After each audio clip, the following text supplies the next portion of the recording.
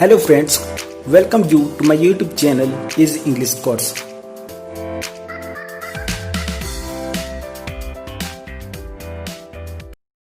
आज की इस वीडियो में मैं आपको बताऊंगा देयर और इट का प्रयोग सेंटेंस में किस प्रकार से होती है। जब सेंटेंस में देयर का प्रयोग ऑब्जेक्ट की तरह होती है तब इसका अर्थ वहां होता है। जैसे मैं वहां जा रहा हूं, आई एम गोइंग देयर। तुम वहां पढ़ते हो, यू रीड देयर। जब इट का प्रयोग सब्जेक्ट के रूप में निर्जीव चीज या छोटे छोटे जीव जंतु के लिए किया जाता हो तब इसका अर्थ यह होता है। जैसे यह मेरी किताब है, इट इज माई बुक। यह एक चूहा है, इट इज अ रैट। जब देयर और इट का प्रयोग सेंटेंस में इंट्रोडक्टरी सब्जेक्ट के रूप में किया जाता है तब इसका कोई भी शाब्दिक अर्थ नहीं होता।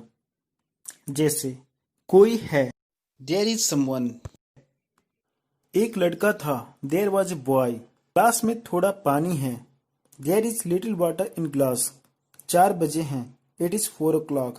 गर्मी का मौसम है, इट इज समर सीजन। इन सारे वाक्यों में देयर और इट का कोई शाब्दिक अर्थ नहीं है। इनका प्रयोग सिर्फ वाक्यों को पूरा करने के लिए किया गया है। आइए अब एक एक करके इनका प्रयोग को समझते हैं।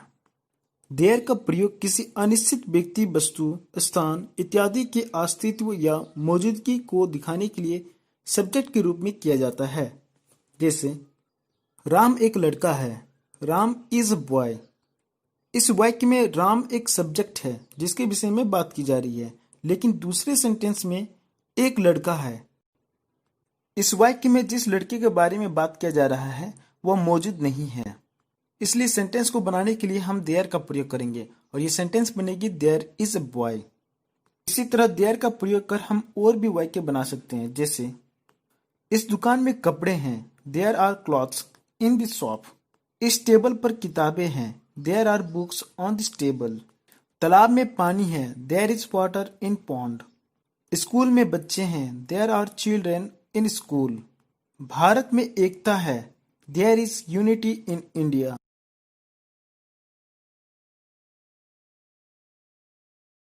जब किसी वाक्य के पहले नाउन के बाद प्रीपोजिशन ऑफ पोजीशन यानी वैसे प्रीपोजिशन जो पोजीशन को बताती है, जैसे in, on, between, near, in front of इत्यादि का प्रयोग रहे, तब देयर का प्रयोग हम सेंटेंस की शुरुआत में करते हैं। जैसे हमारे देश में गरीबी है।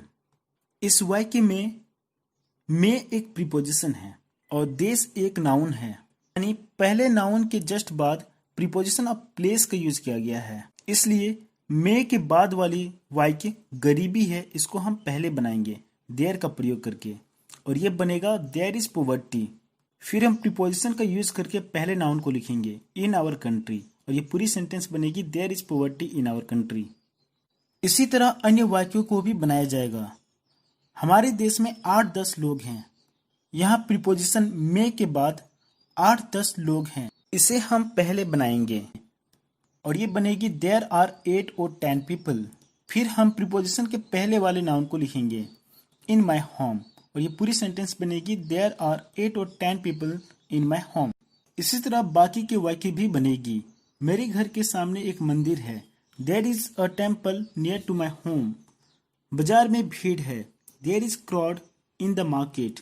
हमारे बीच दोस्ती है, there is friendship between us. जब हमें नेगेटिव सेंटेंस बनाना हो तब helping verb is, am, are, was, were या विल बी के बाद नो का प्रयोग करते हैं। जैसे तालाब में पानी नहीं है, there is no water in the pond. यहाँ पर कोई नहीं था, there was no one at here. School में बच्चे नहीं होंगे, there will be no students in the school. Bharat में गरीबी नहीं है, there is no poverty in India. इसी तरह हम इंटरोगेटिव सेंटेंस को बनाने के लिए जिसमें यस और नो का जवाब होती हो उसमें हम हेल्पिंग वर्ब को बाहर निकाल देंगे और सेंटेंस का स्ट्रक्चर हो जाएगा helping verb plus there plus noun plus preposition plus object. जैसे क्या तालाब में पानी है, is there water in the pond.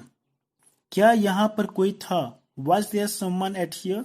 क्या स्कूल में बच्चे होंगे, will there be students in the school. क्या भारत में गरीबी है? Is there poverty in India? इसी तरह जब इंटेरोगेटिव सेंटेंस WH फैमिली को यूज करके बनाना हो तब हेल्पिंग वर्ब के पहले WH वर्ड को जोड़ दिया जाएगा और ये स्ट्रक्चर बन जाएगी WH question word plus helping verb plus there plus noun plus preposition plus object. जैसे तालाब में पानी क्यों है? Why is there water in the pond? यहाँ पर कोई क्यों था? Why was there someone at here? School में बच्चे कैसे होंगे?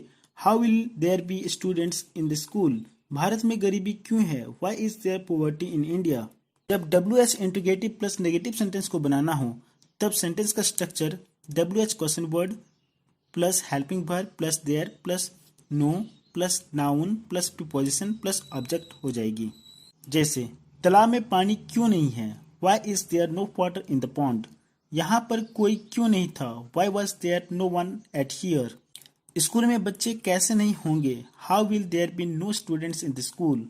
भारत में गरीबी क्यों नहीं है? Why is there no poverty in India? It का प्रयोग सब्जेक्ट के रूप में समय, दिन, महीना, साल, मौसम या प्राकृतिक घटना बतलाने के लिए किया जाता है। जैसे 5 बजे हैं, इट इज 5 o'clock। वर्षा हो रही है, इट इज रेनिंग। आज बहुत गर्म है, it is very hot today. आज रविवार है, इट इज संडे टुडे। 1990 का समय था, इट वॉज 1990। बहुत अंधेरा है, it is very dark. Negative sentence बनाने के लिए हेल्पिंग वर्ब के बाद नॉट का प्रयोग करेंगे। जैसे अभी 5 नहीं बजे हैं, it is not 5 o'clock now. वर्षा नहीं हो रही है, इट इज नॉट रेनिंग। आज बहुत गर्म नहीं है, it is not very hot today.